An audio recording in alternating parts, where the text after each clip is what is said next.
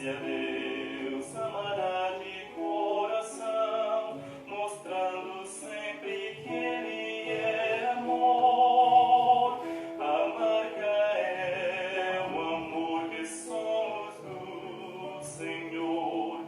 Se amarmos como Ele nos amou, Jesus o Salvador na cruz nos resgatou, para vivermos seu grandioso amor.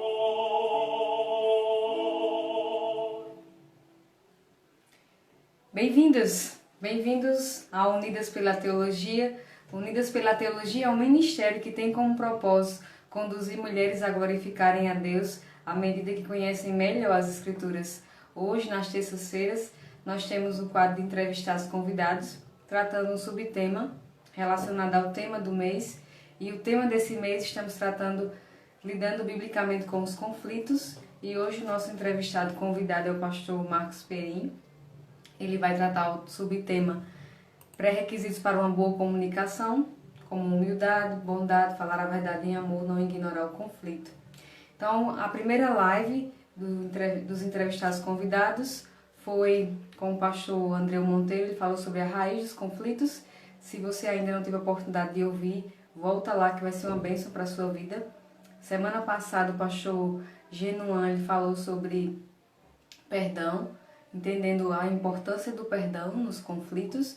E hoje o pastor Marcos Perim vai tratar esse tema. Nas segundas-feiras também tem um quadro Florescendo no Dia a Dia. Estamos tratando 3 fatores que geralmente trazem conflitos no casamento, quando não levam ao divórcio. Tratamos já 2 fatores, semana que vem vamos tratar o último fator e talvez vai ter uma live bônus na outra segunda-feira. Semana que vem a Larissa Ferraro vai estar conosco no quadro de entrevistados. Ela vai trazer as regras de comunicação. E por fim, o pastor Fernando vai estar conosco. Ele vai tratar conflitos no lar e as escolhas do pacificador. Vai fazer um apanhado de tudo que a gente viu. Conflito seria uma confusão ou uma oportunidade.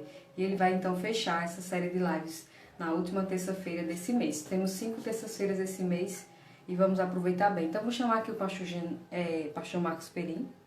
Genuan foi semana passada.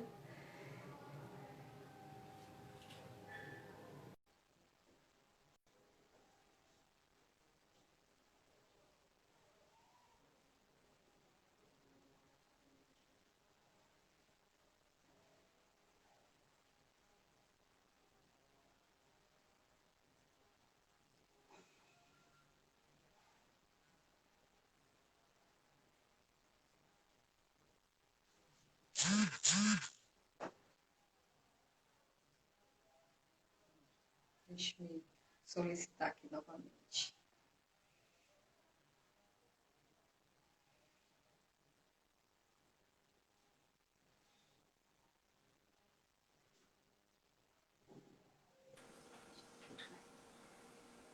Pronto? Conectou? Bem-vindo. Obrigado, irmã. Deus abençoe. Prazer. Prazer. Uma bênção ter o senhor aqui. Ah, O áudio está um pouquinho baixo. Ou é impressão minha? O pessoal que já está aí pode falar. Se está ouvindo bem. como é que tá agora? Tá melhor? Bom, eu continuo ouvindo baixo. O Ok. pessoal que está aí pode dar um feedback. Se talvez com o fone, não sei se melhoraria. Se ficar bem pertinho do celular, consegue ouvir, mas está baixo. Eu geralmente costumo ouvir daqui. Uhum. Só um minutinho. Como é que tá agora, irmã? Tá melhor? Ainda tá baixo? Ainda está baixo. Mas alguém está falando que está ótimo. E outro está falando que ainda está baixo. Ouvindo bem. Estou ouvindo. Talvez seja só eu aqui. E quando for ouvir a live, só aumentar um pouco o som, dá para ouvir. Ok. Então, o pastor Marcos Perim, vou começar apresentando pelo menos um pouco que eu sei. O senhor é paulista de nascimento, é isso? Isso aí. E estudou no Cariri, se formou lá, pastoreou por lá. E aí 5 anos. hoje... E o senhor, então, está há 5 anos pastoreando uma igreja em Salvador, Bahia. Igreja Batista Regular da Pituba. Na verdade, irmã, eu fiquei 5 anos em Juazeiro do Norte e eu estou há 5 anos. 8 aqui em Salvador. 8 em Salvador. Que bênção, pastor. Graças a Deus. Pastor Marcos Pereira é casado com a Ivana. Quantos anos, pastor, de casado? 17 anos. 17? 17. Que bênção.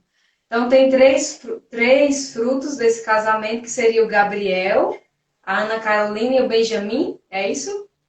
Carolina, sem um ano. Carolina e Benjamin. Então, o Gabriel tem 14 anos, 14, Carolina tem 2 2, e o Benjamin tem 7 meses. por aí. Por aí. 6 meses. Que bênção, pastor. Graças a Deus por sua vida. Louvamos ao Senhor pelo Ministério de Pregação. Se você não conhece o Ministério de Pregação, pastor Marcos Perinho, você pode acompanhar na Igreja Batista Regular da Pituba. Muita gente, muitos irmãos têm sido edificados. Realmente é um banquete a cada domingo. Ele prepara com certeza para as ovelhas dele, mas tem abençoado outras ovelhas de outros rebanhos. Louvamos a Deus pela vida dele. Então, se você não conhece o Ministério de Pregações, coloca lá no YouTube, Igreja Batista Regular da Pituba, e você então vai conseguir acompanhar as mensagens. Ele dá na culto de oração, EBD, culto à noite, e também tem algumas lives que ele de vez em quando faz também no Instagram da igreja, no YouTube também. Não sei se eu esqueci de algo, pastor. Se eu esqueci. Não, irmão, você lembrou mais do que eu, para falar a verdade. Deus abençoe. Então, Amém. pode ficar à vontade, nós temos em torno de 49 minutos para poder falar um pouco sobre esse tema. Requisitos para uma boa comunicação. Humildade, bondade, falar a verdade em amor, não ignorar o conflito. Fique à vontade, pastor, para o que o Senhor trouxe para nós, quando ele vai nos abençoar. Tá bom. Então, acho que a gente poderia começar dando um passo atrás do tema, só para a gente construir uma pequena base. Nós precisamos lembrar, antes de tudo, que o nosso Deus é um Deus que se comunica. E a capacidade da linguagem, o dom da linguagem, foi um presente do Senhor, que faz parte da imagem e semelhança de Deus em nós. Então, nós nos comunicamos porque Deus se comunica. Ele já desfrutava de uma comunicação eterna entre os membros da Trindade. Eles compartilhando amor, compartilhando unidade, compartilhando a mesma cosmovisão, por assim dizer, que é a própria cosmovisão teocêntrica. Então, nosso Deus é o Deus que se comunica. É evidente que na criação nós encontramos outros seres que se comunicam. Os animais têm uma forma de comunicação, tem gente aí estudando as comunicações das baleias, dos golfinhos.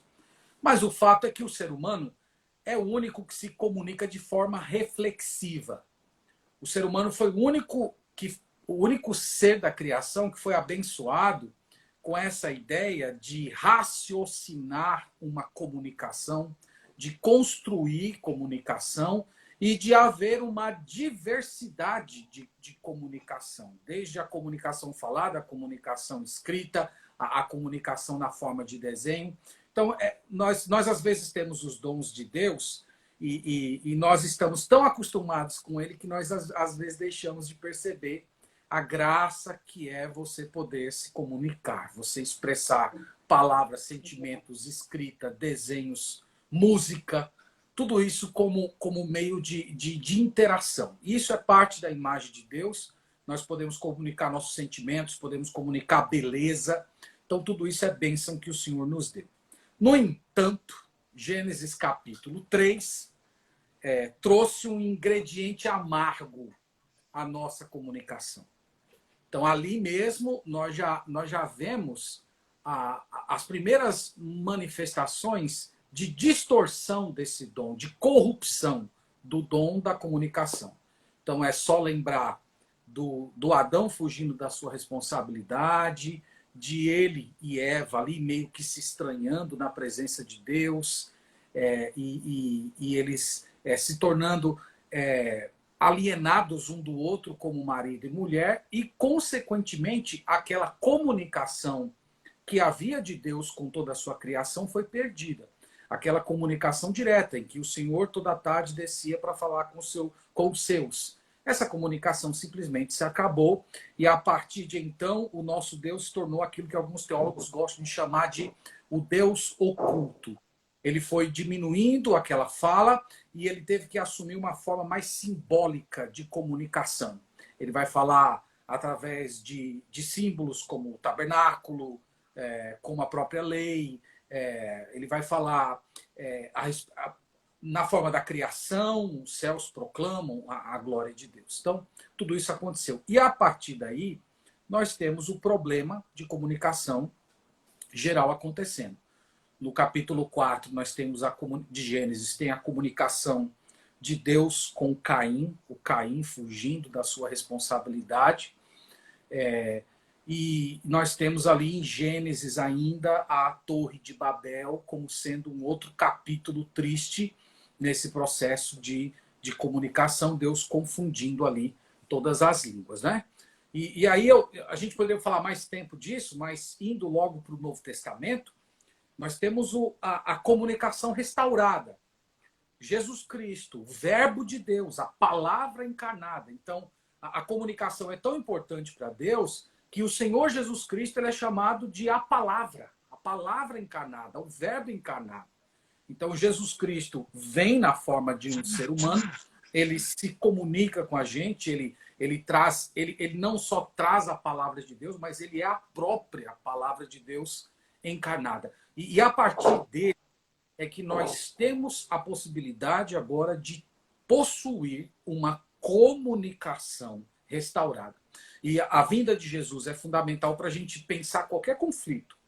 Porque qualquer conflito que passe pela área da comunicação, desde ira, palavras grosseiras, mentira, todo o conserto, toda a cura para esse tipo de comunicação passa pelo Evangelho. Jesus veio aqui para nos salvar. Ele veio para nos salvar também da linguagem decaída. E no lugar dessa linguagem decaída, trazer para nós palavras de edificação. Então, Efésios capítulo 4, acho que tem muitos textos que a gente poderia citar. Falando da corrupção da linguagem, além de Gênesis 3, nós poderíamos pensar em Tiago. Lembra de Tiago falando que a língua é fogo, a língua é mundo de iniquidade, a língua coloca a raça humana, ela é veneno contido. Então, tem muitas passagens bíblicas para falar a respeito da língua. De uma língua felina, de uma língua caída. Mas o que nos interessa são, de fato, passagens como Efésios 4, 29, quando o apóstolo Paulo diz assim: não saia da vossa boca nenhuma palavra torpe, e sim unicamente a que for boa para a edificação, conforme a necessidade, e assim transmita graça aos que ouvem. Então aqui nós temos, irmã, o que poderíamos dizer da comunicação restaurada, a comunicação renovada. Ele começa esse parágrafo dizendo que nós temos que tirar a roupa do velho homem e nos vestir do novo homem segundo Deus. E ele vem ilustrando como seria essa roupa a ser tirada e a roupa a ser vestida. Ele diz, vocês têm que deixar de falar mentira e falar a verdade com o seu próximo. Vocês podem até se irar, mas não pequem. Depois ele diz, e não saia da vossa boca nenhuma palavra torpe. E aqui ele coloca o padrão da comunicação cristã. Palavras de edificação que transmita graça aos que ouvem. Um versículo tão pequeno, tão fácil de entender, mas tão difícil da gente aplicar. Nós poderíamos dizer que todos os problemas de comunicação, desde a comunicação entre amigos, até a comunicação entre casais e pais e filhos, eles passam justamente por isso. Por que a gente fere as pessoas? Porque a gente, às vezes, usa uma palavra dura? Porque nós somos, às vezes, tão grosseiros? Porque, às vezes, nós somos indiferentes? Porque nós agimos com as pessoas, às vezes, usando palavras severas, às vezes, falando mal das pessoas, às vezes, até xingando, né? Custa acreditar o fato que tem crentes que xingam palavrão, mas, infelizmente, existe.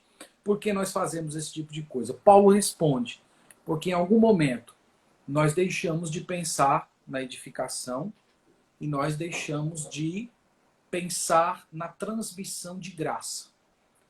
Então, uma coisa que todo cristão deveria pensar é que a partir do momento que eu tenho o Espírito Santo no meu coração, o Espírito Santo vivendo dentro de mim, as minhas palavras devem ser direcionadas, dirigidas, que estão de acordo com a revelação de Deus e que são abençoadas pelo Espírito Santo para trazer conforto, alegria, crescimento, bênçãos para todas aquelas pessoas que ouvem.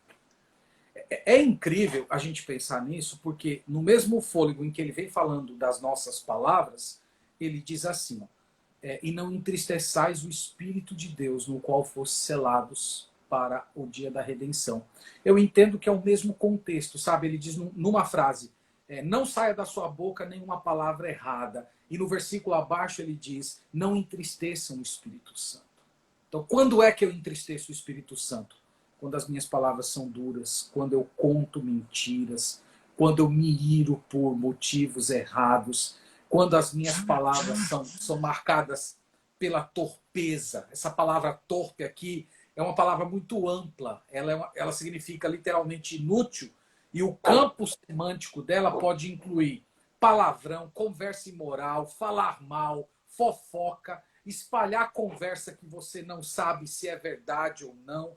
Todo aquele comportamento que é típico de um descrente. E Paulo está dizendo, você tem que tirar essa roupa e vestir a roupa das palavras de edificação. Porque se você não fizer isso, você está entristecendo o Espírito Santo. Então, eu acho que para quem é de Deus, isso deveria pesar no coração. Então, o fato de eu ser grosseiro com a minha esposa, de eu ser, de repente, tratar mal meu filho, humilhar meu filho, ou eu, como pastor, de repente, subjugar uma pessoa da igreja.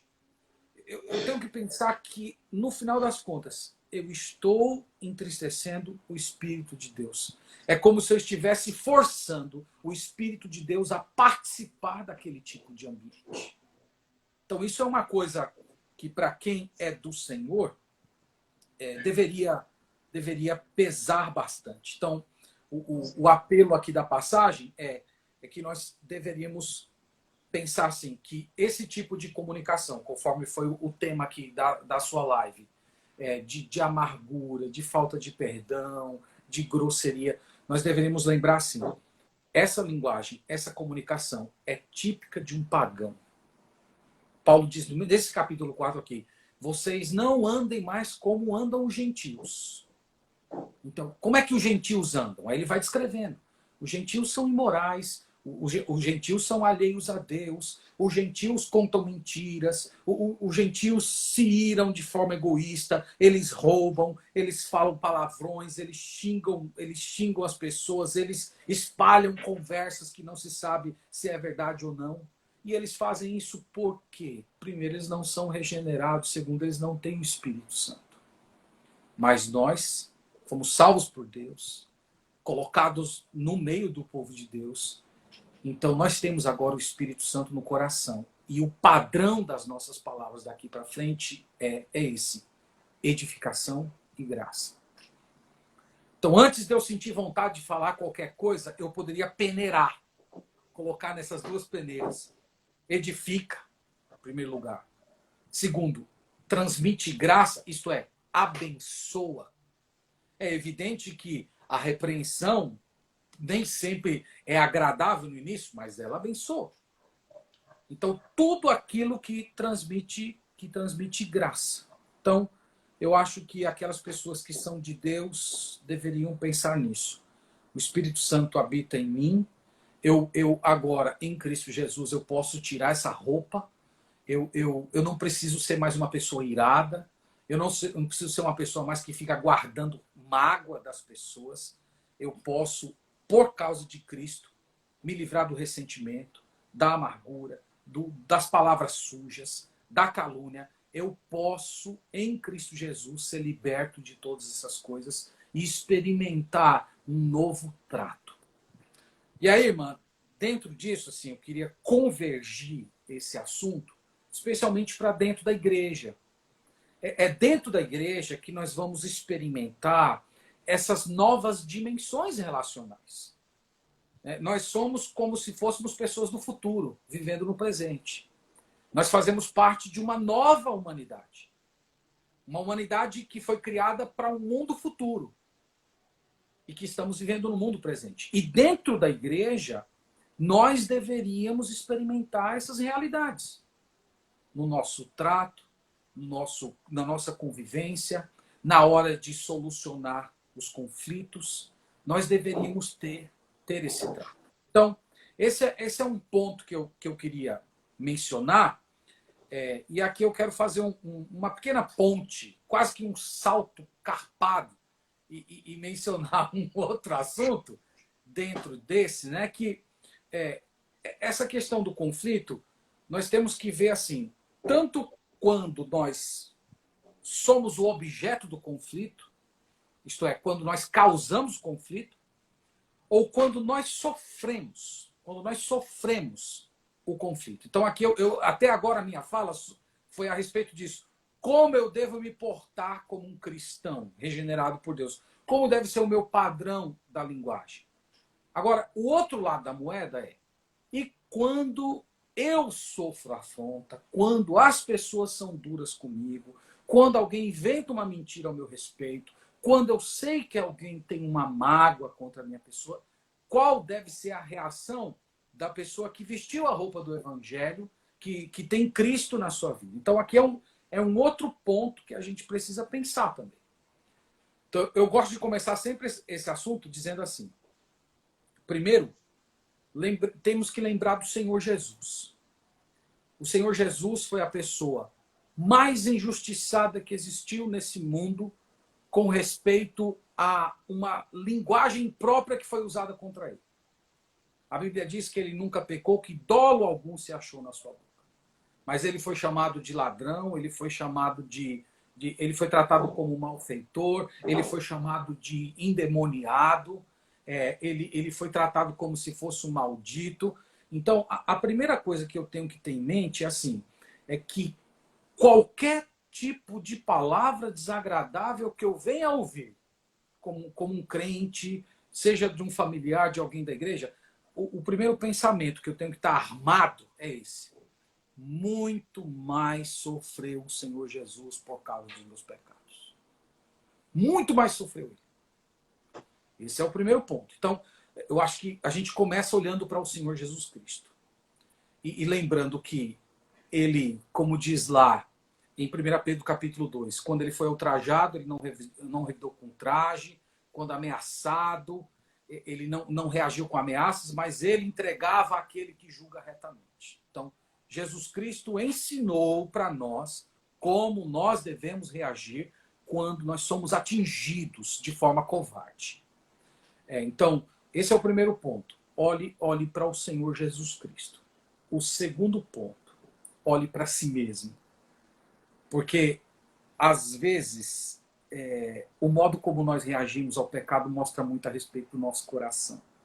É bem desagradável dizer isso, mas é a pura verdade, né? Quando alguém vem e pisa no nosso calo, nós descobrimos que há muito orgulho na gente, que há muita justiça própria, que há um conceito elevado a nosso respeito.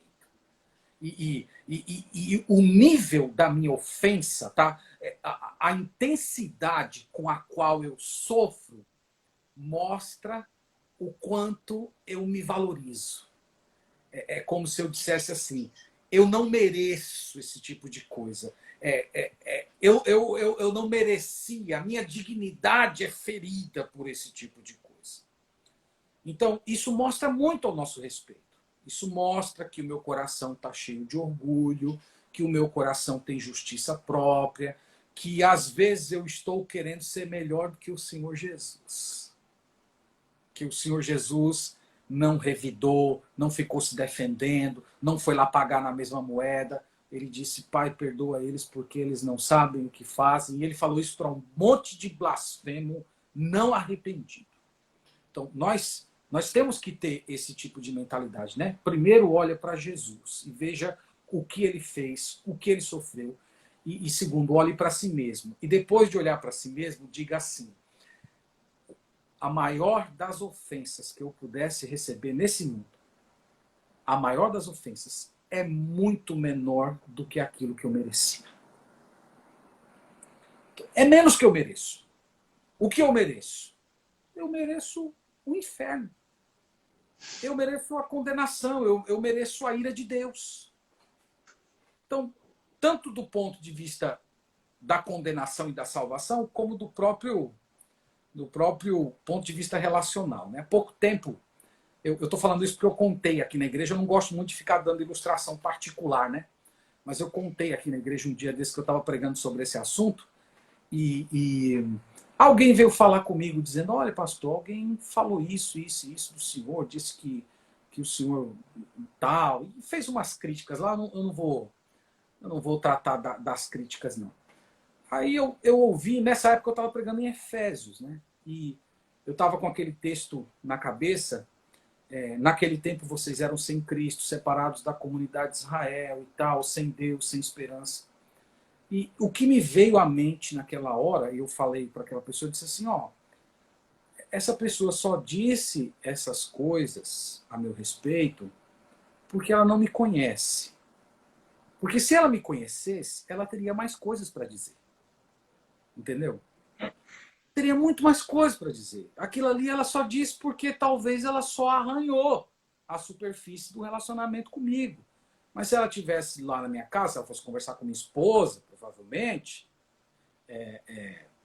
teria muito mais coisas a ser dito. Então, eu creio, irmã, que esse é um exercício que nós precisamos fazer quando nós sofremos algum tipo de injúria. Nós não devemos só olhar para a pessoa que está injuriando a gente. Nós deveríamos olhar para o Senhor, porque a gente gosta de dizer, né? Todas as coisas cooperam para o bem daqueles que amam a Deus. E às vezes parece que em ocasiões como essa o versículo não funciona muito na nossa vida, né? Então, como é que isso coopera para mim? Como é que isso coopera? Isso coopera mostrando meu coração. Mostrando que eu tenho muita arrogância, que eu tenho muito orgulho, que eu acho que eu mereço muita coisa. Eu acho que isso também coopera para o meu bem no sentido de me humilhar. Nós precisamos passar por esse processo de humilhação. De você entender quem é você, de você se ver com o único valor que você tem é por causa de Cristo. Não é por causa de você. E que antes do seu nome, antes de qualquer coisa, nós temos o nome do nosso Salvador. Então, irmã, esses são parâmetros que eu acredito que são fundamentais para a gente viver dentro do meio do povo de Deus e enfrentar esse tipo de coisa, né? Aí tem algumas coisas, irmãs, adicional, eu vou correr só mais um pouquinho aqui, aí eu vou te dar a palavra para você ir tocando a bola aí como você quiser, tá bom? Só lembrar de mais, eu quero sugerir assim, os irmãos que estão assistindo a gente, né? Um abraço para todos vocês, eu nem dei boa noite para vocês, mas deem uma atenção especial ao livro de Provérbios, né? O livro de Provérbios é um livro maravilhoso para nos ensinar a respeito de comunicação. Tem vários versículos, né? Por exemplo, quem responde antes de ouvir comete insensatez e passa vergonha. Olha como a gente peca nisso. A gente, antes, às vezes assim, a pessoa está falando e a gente nem está prestando atenção direito no que a pessoa está falando. Você já está pensando na resposta. Você não se deu nenhum trabalho de ouvir o que a pessoa tem a dizer, né? Outro versículo. A resposta calma desvia a fúria, mas a palavra ríspida desperta a ira. Então, às vezes, o ambiente já está um pouco aquecido e nós chegamos lá com uma palavra dura, com uma palavra firme, cheia de justiça própria, cheia de orgulho, e nós só pioramos o ambiente, né? Tem outras passagens, essa eu gosto muito, Provérbios 12:6. O insensato revela de imediato o seu aborrecimento, mas o homem prudente ignora o insulto. Então, qual é a marca do insensato, do tolo? Se a gente fosse usar uma linguagem dos dias de hoje, seria o idiota. Como é que o idiota se porta? Pronto. Quando ele é atingido, imediatamente a face dele, as suas feições, revelam o seu estado da alma. Então, ele revela. Então, a fúria salta pelos olhos. Né? Todo mundo já ouviu aquela expressão do pessoal, os olhos pegando fogo, né? Os dentes rilhando. Então, ele está falando que esse tipo, essa coisa, esse comportamento, é de gente tola. É de gente que não tem Deus. É de gente que não tem o Espírito Santo. Né? Romanos 12:17. Não retribua a ninguém mal por mal. Procure fazer o que é correto aos olhos de todos. Provérbios capítulo 11, verso 12. O homem que não tem juízo ridiculariza o seu próximo, mas o que tem entendimento refreia a língua. A gente ridiculariza as pessoas de muitas formas. Às vezes nós ridicularizamos as pessoas pelas brincadeiras. As brincadeiras, gosta-se de dizer, né, que a brincadeira é com fundo de verdade. Nós usamos isso às vezes para ferir as pessoas. E o próprio livro de Provérbios fala que o tolo é assim. O tolo fere as pessoas e quando é confrontado ele diz que só era brincadeira. Como nós pecamos, né? Nesse tipo de coisa. Provérbios 15:18. O homem irritável provoca dissensão, mas o que é paciente acalma a discussão. Aqui é quase que uma paráfrase do Senhor Jesus. Bem-aventurados os pacificadores. Então, quem é irritado só causa problema. Às vezes está um ambiente difícil lá na tua igreja, está numa assembleia, daquelas assembleias mais quentes, às vezes levanta uma pessoa para falar que é como um bálsamo, que abençoa, que traz graça, que coloca assim aquele, que é usado por Deus para colocar aquele ambiente de paz. Mas tem outras que destroem e causam uma divisão e separam os melhores amigos, né? Então eu queria sugerir a todos que estão acompanhando a gente, deem uma lida em Provérbios, faça um exercício assim, ó, pega um capítulo por dia, são 31 capítulos, você vai ter um mês, tá? Um mês de Provérbios na veia, tá bom? E ali você ora o texto, quando chegar um versículo desse assim, que você sabe que Provérbios tem uns versículos que dói no nosso coração, assim, que bate com tudo na gente. Então, quando chegar um versículo daquele, dá uma parada nele, internaliza aquele versículo, ora a respeito daquele versículo, seja pedindo perdão a Deus por alguma coisa, seja se comprometendo com o Senhor de reformular a conduta a partir da verdade daquele versículo. Então, internaliza. Se tiver uma cabecinha melhor, escreve lá e memoriza esse texto, guarda esse texto no coração. As irmãs, pode escrever lá onde puxa o cabelo, escreve lá no espelho, ó, que você faz lá o seu penteado, seu puxado de cabelo lá. Enquanto você está lá puxando o seu cabelo, você está vendo lá o texto falando que a mulher sábia edifica a sua própria casa, mas a tola coloca a perder. Então são exercícios, isso são exercícios espirituais. E são exercícios que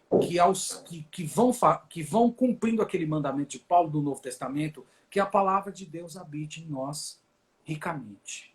Então, como é que a palavra de Deus habita ricamente em nós? À medida em que nós permitimos que a palavra de Deus vá ali, batendo na gente, às vezes machucando, às vezes trazendo algum tipo de conforto, mas a gente vai tendo contato com a palavra. E à medida que nós vamos permitindo que a palavra chegue no coração, dependendo de Deus, clamando pela plenitude do Espírito Santo, aquilo vai sendo aplicado ao nosso coração espiritualmente e a nossa atitude começa a mudar. Né? Ou colocando de outra maneira, um outro exercício espiritual é que você pratique o arrependimento. Tão logo você percebeu que pisou na bola na comunicação, então você está lá e estava um ambiente quente e você acabou respondendo de uma forma insensata e a briga aconteceu. Aí, quando você terminou de fazer, Provérbios 18:13. Ah, resposta branda desvio furor. Meu Deus, eu pequei. Eu não usei uma resposta. Naquele momento, é o momento de arrependimento. É o arrependimento imediato. e a confissão. Se arrependa, peça perdão. E à medida que você for treinando a sua alma nessa prática, o caráter cristão vai sendo formado na gente. Isso não é um exercício de um dia só. Isso aqui é um exercício para ser revisto, recalibrar essa vocação todos os dias. E a gente precisa reaprender isso todos os dias. Vamos lembrar, gente, assim, que a nossa cultura hoje é a cultura em que as pessoas valorizam você ser mal educado, você ser grosseiro. As pessoas dizem que quando você vê uma pessoa que é grosseira, que é uma pessoa que fala tudo que tem vontade, isso é chamado de uma pessoa autêntica. Ah, fulano é autêntico, é bonito. Na Bíblia não é. Na Bíblia é pecado, é arrogância. E nós somos criados nessa cultura, e essa cultura é impregnada no nosso coração. Fora isso, tem os nossos próprios fatores temperamentais. E é só o evangelho que vem para quebrar isso. E você precisa exercitar, exercitar, exercitar, até quebrar a cerviz. Você quebrar a sua própria cerviz. E a partir de então você ter uma comunicação que seja restaurada, vestida do novo homem, como Paulo falou em Efésios 4. Então é isso aí, irmã. Estou passando aqui um pouquinho para você, que eu já falei demais já. Ah, não, pastor, mas você eu continuar. A gente tá aqui para aprender mesmo. Tá muito bom, pode continuar.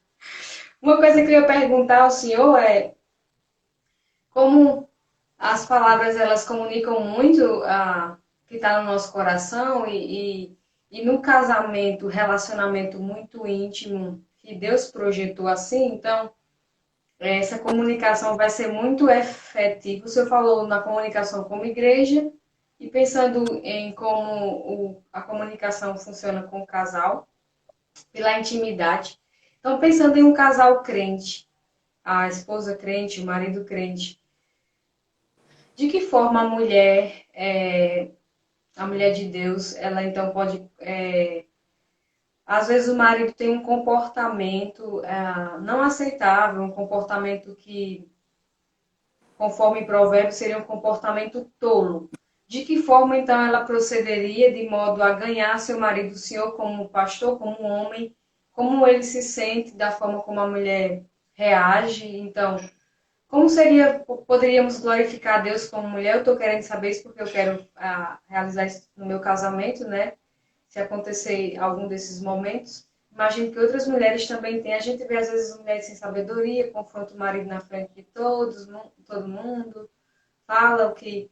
Então, é sábio essa confrontação, mas em que nível, de que forma ela pode expressar a graça, que a gente já viu, o Senhor usou lá Efésios. Como poderia ser feito, já que ignorar o conflito também não necessariamente é bíblico, né? A confrontação é uma forma de demonstrar amor, mas como ela pode comunicar de modo certo a ganhar o seu marido? Ok. Então, vamos começar pelo início. Eu estou lendo Efésios 5:33, que diz assim, ó, não obstante vós, cada um de per si, também ame a própria esposa como a si mesmo. A frase final aqui. E a esposa respeite o marido. Então, nós diríamos que dentro da dinâmica do casamento é amor e respeito. O homem expressa a sua função dada por Deus para a mulher amando-a. Amando-a, isto é, acolhendo, perdoando, ajudando, tratando bem, como Cristo tratou a igreja, apresentando ela santificada, tudo o que diz aqui em Efésios. E a esposa, que aqui é o mérito da tua pergunta, a esposa precisa respeitar o marido. Então, a maior manifestação do amor da mulher pelo marido não se dá, como normalmente pensam, em a mulher ter todos aqueles gestos de carinho e tal, e tal, e tal. Que eu não estou dizendo que não deve ter, tem que ter. Mas a manifestação plena, diz aqui o apóstolo Paulo, é o respeito. Então, o homem de Deus, ele preza muito por isso. Ele preza por uma esposa que o respeite. esse respeito se dá tanto nas relações pessoais como nas relações privadas, tanto quanto nas relações públicas. Então, esse respeito, irmã, é a baliza que vai tratar dos conflitos interpessoais. Então, a mulher que respeita o marido, ela nunca vai repreender o marido na frente dos outros. Ela nunca vai querer ficar dando ordem para o marido na frente dos outros. Ela nunca vai querer que o marido forçar o marido a falar quando o marido não está querendo falar. Né? As mulheres devem lembrar que normalmente os homens possuem um vocabulário emocional um pouco mais limitado que o das mulheres. E uma mulher que é de Deus, ela vai respeitar isso, ela vai respeitar essas diferenças que o Senhor colocou em cada um deles. E ela e ainda eu queria acrescentar isso, que ela vai perceber também os limites do seu marido. Os limites. O que eu quero dizer com limite? Eu quero dizer assim, que tem algumas falhas de caráter que a mulher cristã vai ter que simplesmente absorver, porque elas são insolúveis do ponto de vista humano. Então, às vezes, a mulher tenta, fala, e toda vez que fala, é um conflito, é uma briga, é um dano, é um desgaste do relacionamento. E vai chegar um certo ponto que a mulher sábia, ela vai entender assim, pronto, agora eu não vou lutar mais com as armas carnais, eu vou lutar com as armas espirituais, ganhando meu marido através do respeito, ganhando meu marido através de um comportamento piedoso, como diz lá 1 Pedro capítulo 3. Então, ela respeita os limites do seu marido. Ela respeita o tempo. Dá um tempo. Recentemente eu ouvi uma pregação do pastor Almir que ele falava a respeito disso, que a manifestação do amor justamente está uma das manifestações do amor está no esperar. Então, é aquela mulher que às vezes é casado com um cara que é meio imaturo, mas o amor dela se manifesta justamente em ela esperar a maturação daquele sujeito, esperando que as coisas aconteçam no tempo de Deus. Então, eu diria, irmã, que em linhas gerais, seria isso. O respeito. O respeito inclui falar. Há coisas que... tudo aquilo que incomoda a mulher cristã, com respeito ao seu marido, ela pode chegar e ela deve falar. Agora, ela precisa encontrar a melhor hora, precisa encontrar o melhor jeito. E isso tudo não garante que ela necessariamente vai ser ouvida. Há homens que possuem a dura cerviz, como diz a Sagrada Escritura, e a mulher cristã, ela vai fazer o que Paulo está dizendo aqui aos Efésios. Ela vai respeitar o marido. Vai respeitar, e quando ela vê que não tem mais o que lutar, ela não vai ficar mais dando murro em ponta de faca. Ela vai esperar em Deus. Não diz lá que as mulheres piedosas esperaram em Deus e amaram o próprio marido? Então é isso. Infelizmente, às vezes, mulheres cristãs piedosas se casam com homens que não são sábios. E aí a mulher cristã vai ter que tomar uma decisão. O que é que ela vai fazer? Separar não pode, divorciar muito menos. Brigar todo dia não tem quem aguente. Então ela vai tomar essa decisão. Eu vou respeitar. E eu vou esperar. Esperar a maturação, uma ação do Espírito Santo. No ministério já vi homens assim de 20 anos de casado, às vezes 30 anos de casado, reconhecendo pecados do passado. Quer dizer, demorou 30 anos às vezes para a pessoa despertar. Olha o que eu estava fazendo. Olha como eu estava tratando minha esposa. Então não é uma coisa fácil. É por isso que, em muitos sentidos, casamento é um passo de fé também, tá? Não é um tiro no escuro, mas é um passo de fé. Você tem muita coisa que dá para você aprender a respeito da pessoa com a qual você quer casar antes de casar. Dá sim, mas não é absoluto.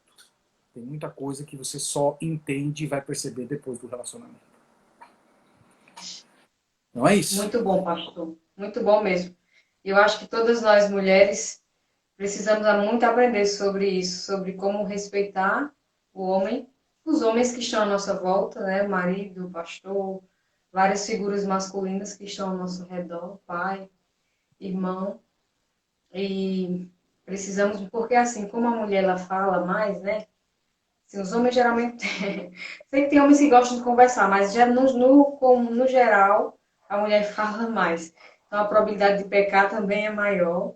Ser também aquele pingo de goteira, né? Como o Provérbios fala, na cabeça do marido. O marido quer melhor morar no deserto do que com uma mulher dessa, né? Que realmente fica insistindo. Então, muito, muito bem colocado pelo Senhor. Que Deus nos ajude a desenvolver essa comunicação sábia, com sabedoria, para poder ganhar os nossos, no caso, quem já é casado, os maridos, quem não é, se preparar para ganhar o futuro esposo e nesse, sendo solteira, poder então respeitar a liderança que está sobre nossas vidas, né? Que Deus colocou. Muito, Verdade. muito, muito bom mesmo. Acho que é marcante essa parte, para mim, especialmente. Imagino que é uma luta para toda mulher, tenho certeza disso. Por causa desde do jardim, né, pastor? Desde o jardim que Exatamente. começou essa guerra aí. Então, pastor, eu realmente não tenho outra pergunta. Se alguém mais tem alguma outra pergunta aí, essa é a pergunta crucial da noite. O senhor, se quiser discorrer um pouco mais, fique à vontade. A gente ainda tem Tá. uns 10 Mandar só aqui minutinhos. mandar um abraço para a irmã Elaine Franca. Pode deixar, irmã, que quando Deus abençoar, eu vou aparecer sim aí em Boa Vista, Roraima. A irmã Suzete também, que sempre acompanha as programações da igreja. Deus abençoe. A Gabriela, Deus abençoe todas vocês, mulheres virtuosas, Amém. as santas mulheres do Senhor, né?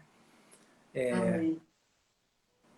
Eu, eu, eu queria, talvez nessa parte final, né? Nós temos aí mais ou menos uns 10 minutos, trazer uma palavra de esperança nessa área de comunicação, né? Algumas coisas eu já disse no início, mas a primeira esperança está no Evangelho do Senhor Jesus, uma coisa que a gente sempre tem que bater e nunca esquecer, que o Senhor Jesus veio a esse mundo para mudar a nossa linguagem, ele veio para quebrantar o nosso temperamento, então não tem justificativas sociológicas, sabe? Que a justificativa sociológica eu quero dizer assim, eu nasci assim, eu sou assim, é porque eu fui criado assim.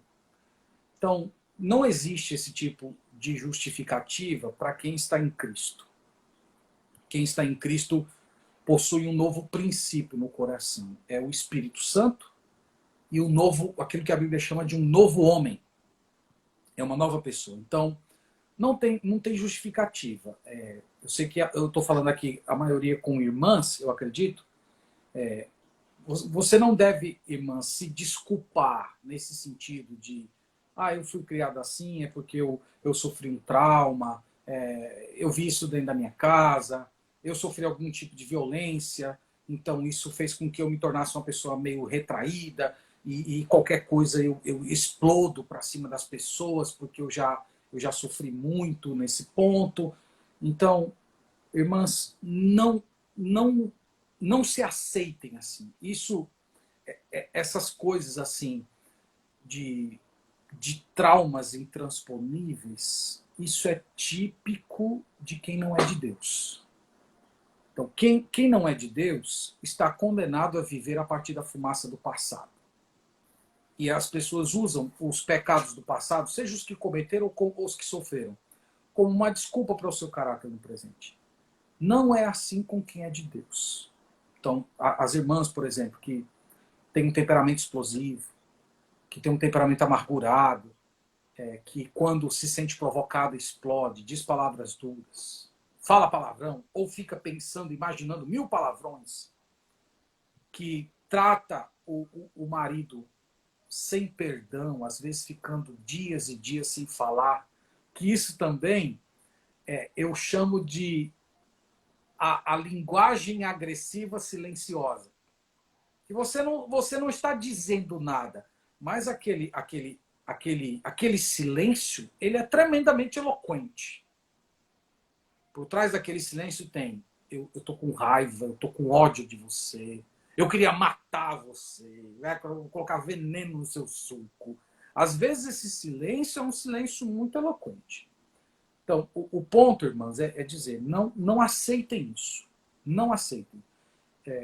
Procurem cultivar essa mentalidade a partir do Evangelho. Reconhecer que você pode ter sofrido seus traumas, ter, de repente, não recebido uma criação tão adequada, mas, ao mesmo tempo, lembrando, em Cristo Jesus eu sou uma nova criatura. Então, eu não estou condenada mais a ser refém do meu passado.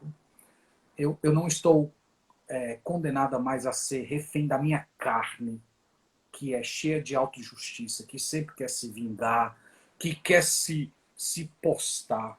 Eu não sou refém da cultura, a cultura que diz que a mulher ela tem que ser resolvida, ela tem que ser empoderada, e esse empoderamento vem justamente de ela nunca permitir sofrer algum tipo de afronta por homem ou quem quer que seja. Essa é a pressão social.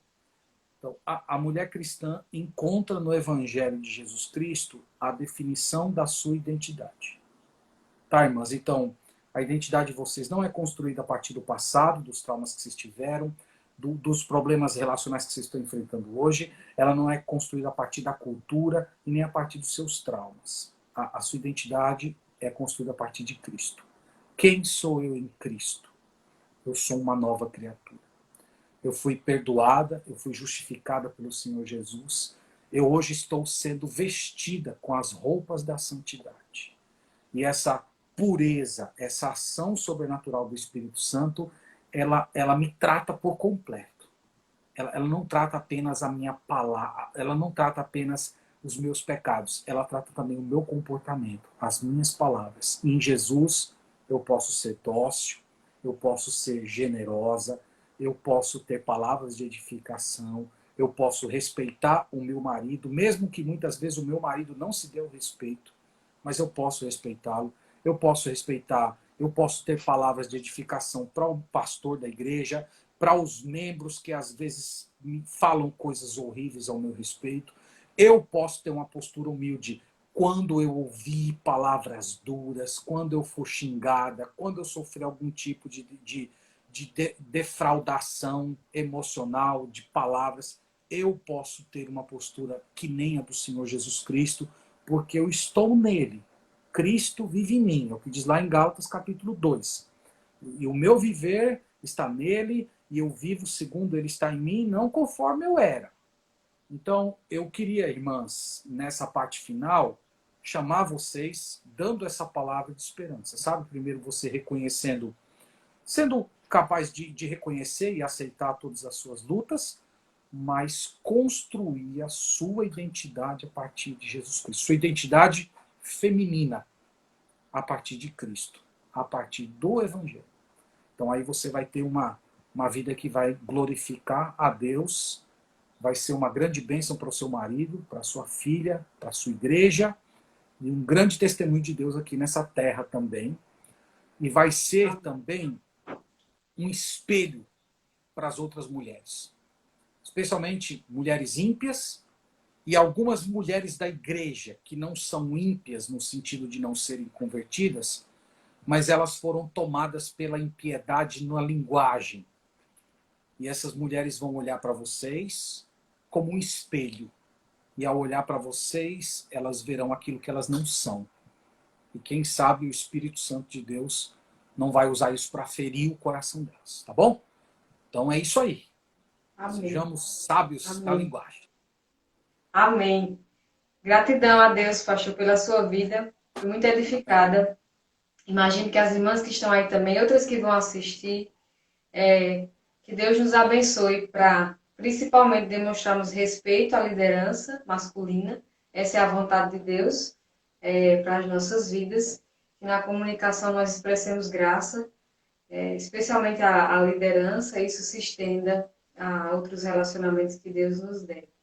Muito bom, pastor. Então, mais uma vez, eu ressalto, quem quiser continuar acompanhando o pastor Marcos Perim, as pregações, é só ir lá no YouTube, colocar Igreja Batista Guarapituba, tem também no Instagram, mas as mensagens geralmente ficam no YouTube ou no Facebook, né? Da Isso. igreja.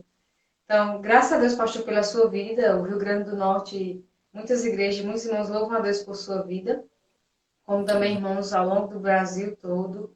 Louvamos a Deus pela capacitação que Deus tem provido ao Senhor, ao pastor. Que Deus continue abençoando sua vida, sua família, sua igreja, os relacionamentos que Deus concedeu ao Senhor mais perto, outros mais distantes.